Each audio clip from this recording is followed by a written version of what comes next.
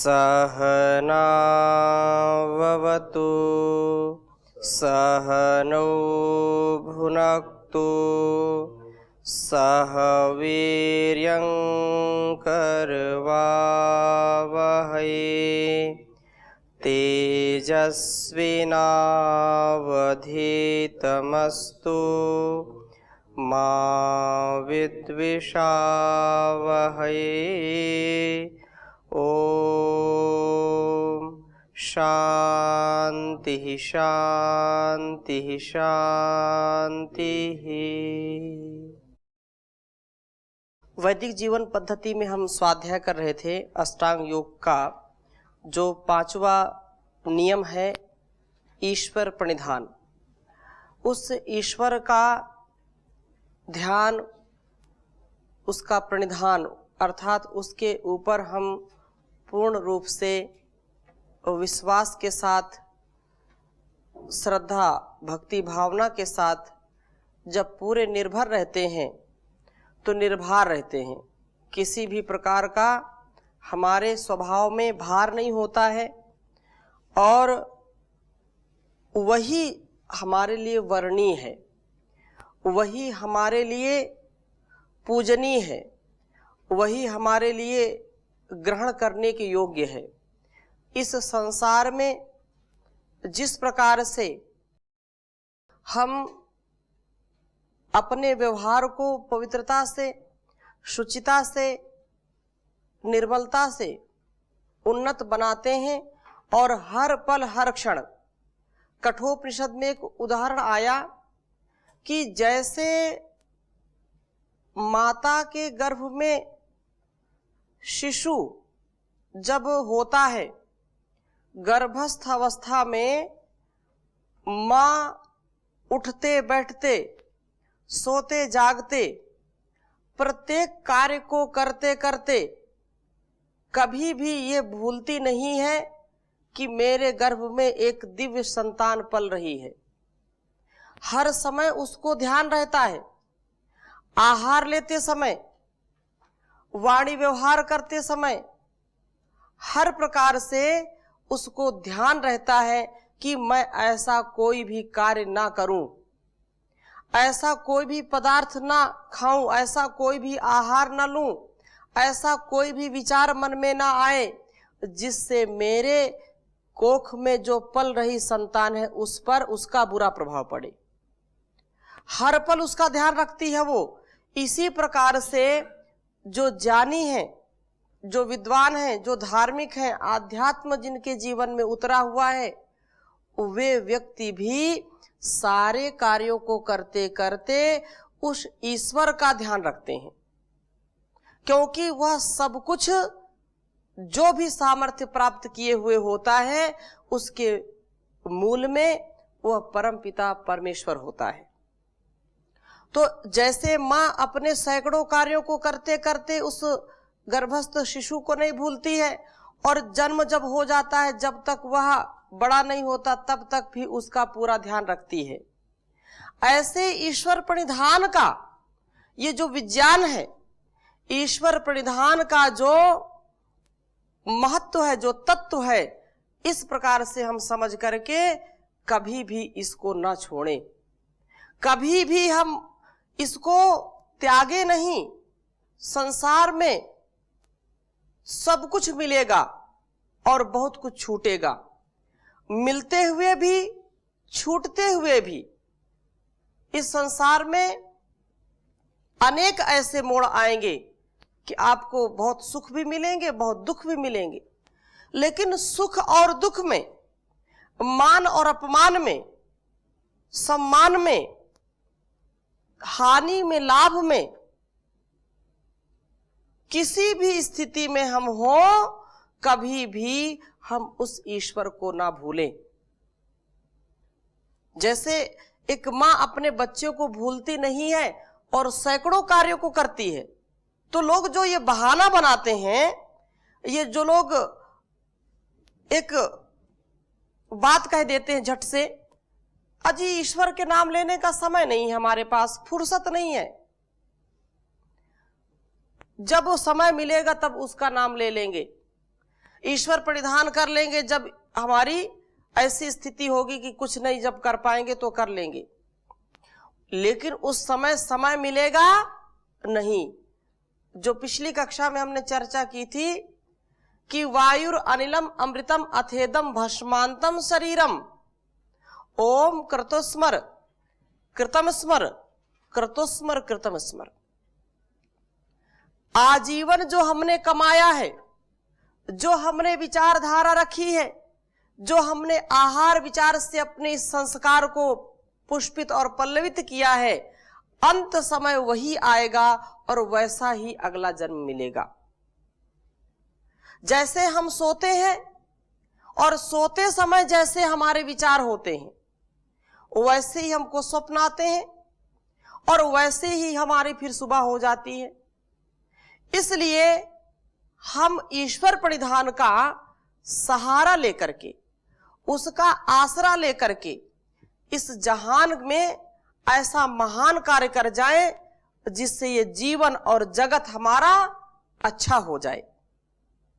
ये जो विज्ञान है, ये जो वैदिक जीवन पद्धति है, इसी पर निर्भर करती है कि हमारा जीवन कितना उन्नत और उन्नत ही होता जाए, हमारे अंदर अतिमानस का आधान हो, हम मानव से महामानव बन जाएं, दिव्यता का आधान हो, हमारी जो जिंदगी हो, जो जीवन हो, वो डिवाइन लाइफ हो, दिव्य जीवन हो। उस दिव्यता के लिए निसंदेह हमको ईश्वर के गुण कर्म स्वभाव को हमेशा याद रखना चाहिए और जो सामर्थ्य हमको इस परमात्मा से मिला है उसका हमेशा ध्यान रखना चाहिए। ऋग्वेद में एक मंत्र आता है कि किसी भी स्थिति में हम उस परमात्मा को त्यागे नहीं। लोग धन कमाते हैं और धन के लोभ में अनेक प्रकार की प्रसिद्धि के मोह में उस परमात्मा को भूल जाते हैं, उसका त्याग कर देते हैं। लेकिन यह विशेष बात आई है, ओम महेचन त्वाम इद्रवः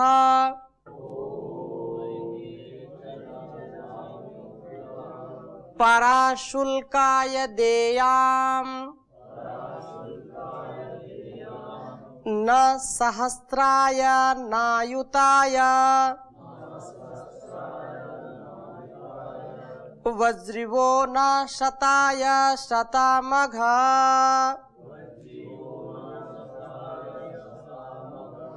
ओम महेचन त्वामिद्रवः पराशुल्काय देयाम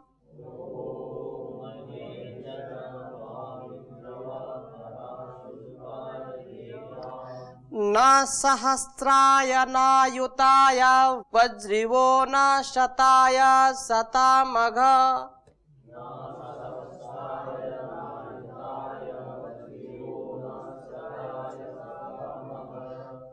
यह जो वेद मंत्र है, वेद वाणी है, बहुत ही सुस्पष्ट शब्दों में ईश्वर की ओर से उपदेश है। यह संदेश है कि अहे अद्रिवः, संपूर्ण भोग सामग्री के प्रदान करने वाले भगवान। अद्रिवः जो सब प्रकार की भोग सामग्री को देने वाला है।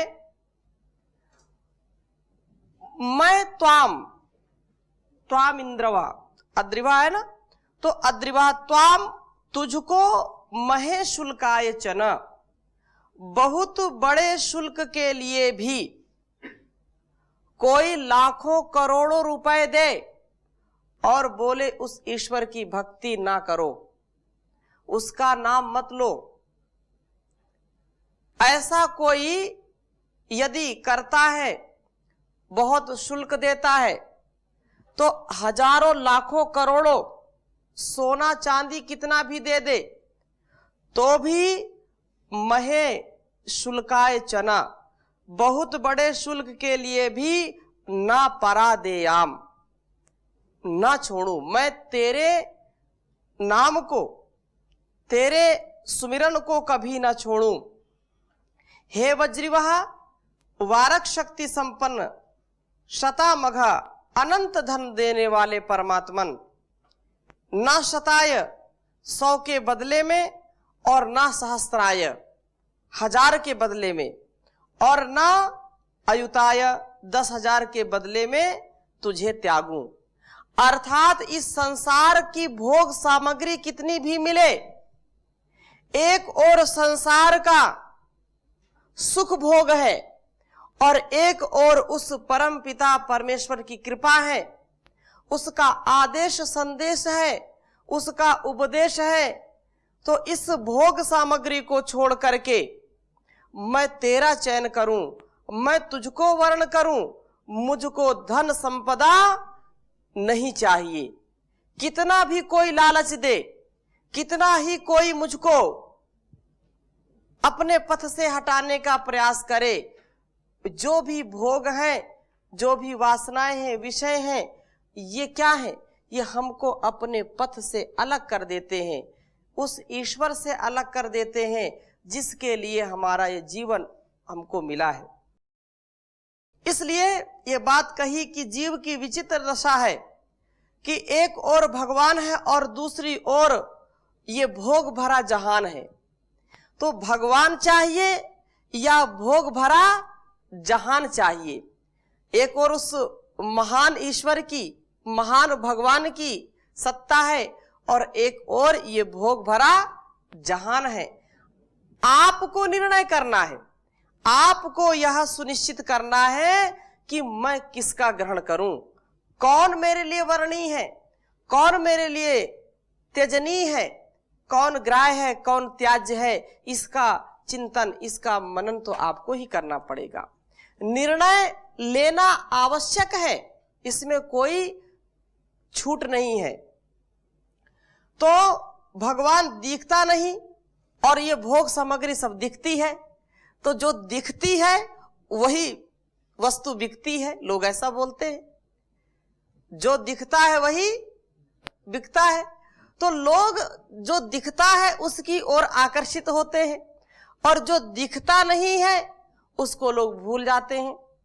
इसलिए उस ईश्वर का चिंतन मनन करना भूल जाते हैं।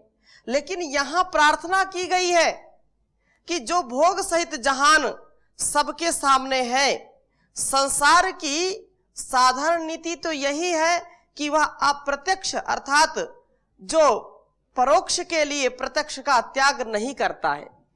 भाई कोई कहता है ईश्वर सब जगह है, तो फिर लोग तर्क करते हैं कहाँ है, दिखाइए।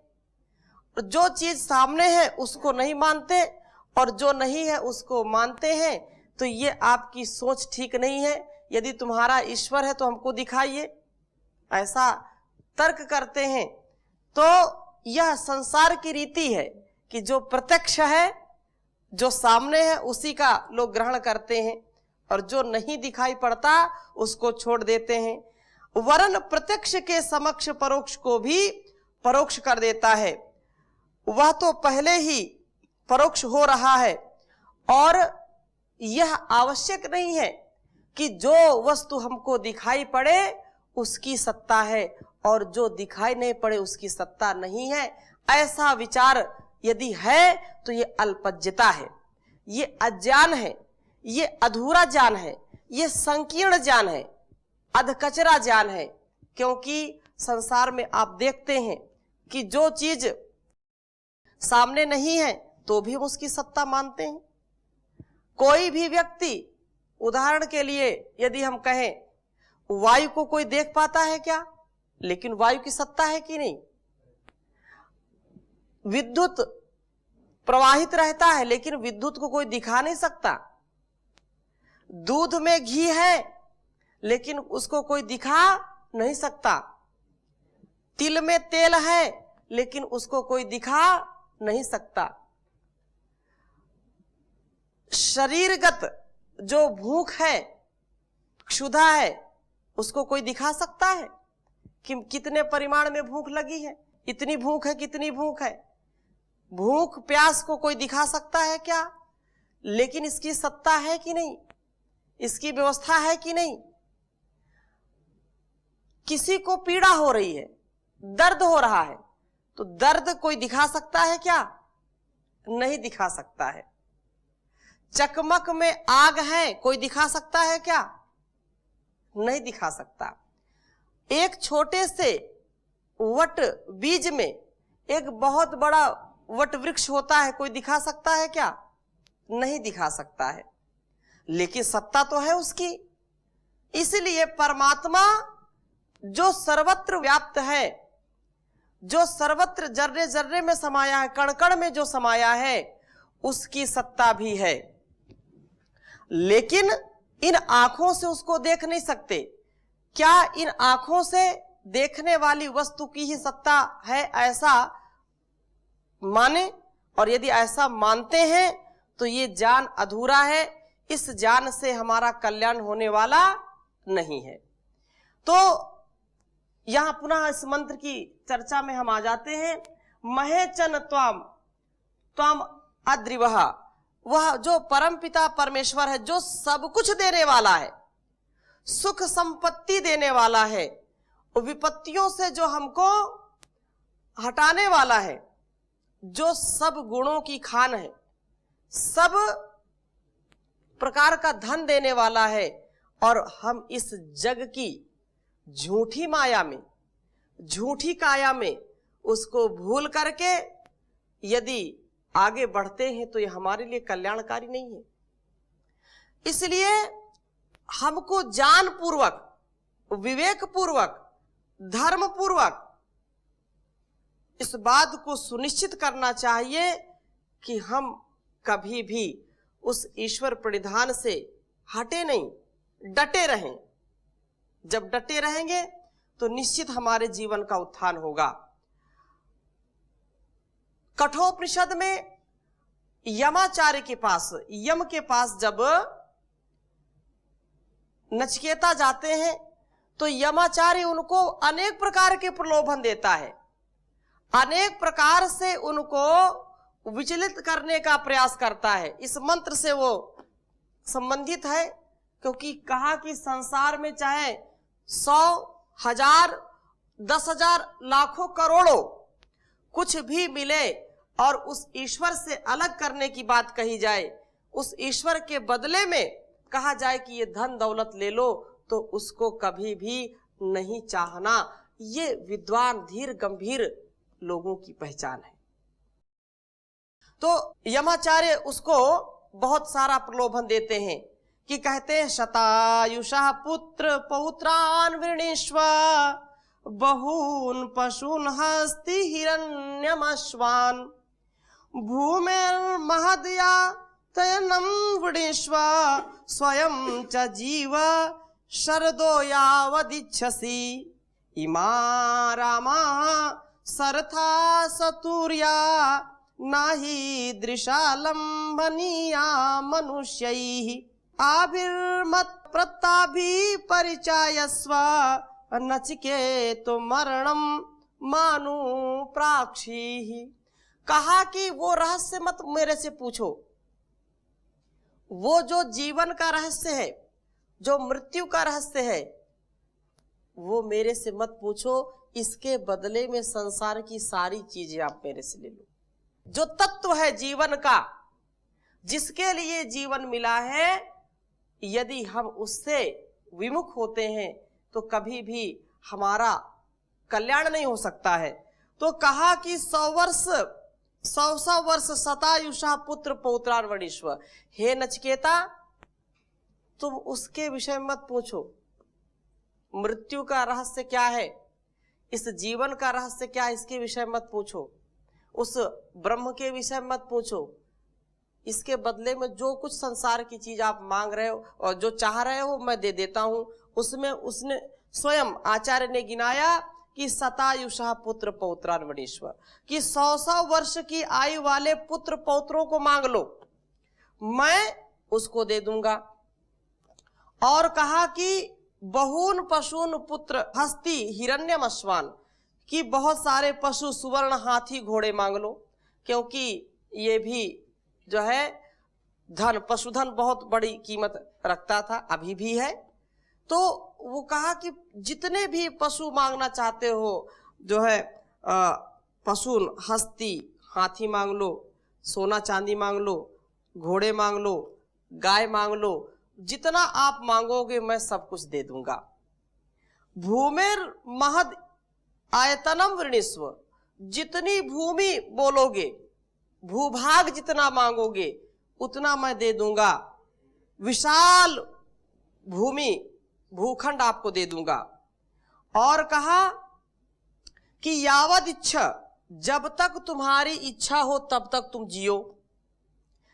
स्वयं च जीव शरदो यावद इच्छसी, तुम जितनी जो है आयु मांगना चाहते हो मांग लो, मैं उतनी आयु दे दूंगा। लेकिन उस ईश्वर की जो उस तत्व का जो महत्व है उसको मत पूछो, उस रहस्य को मत पूछो।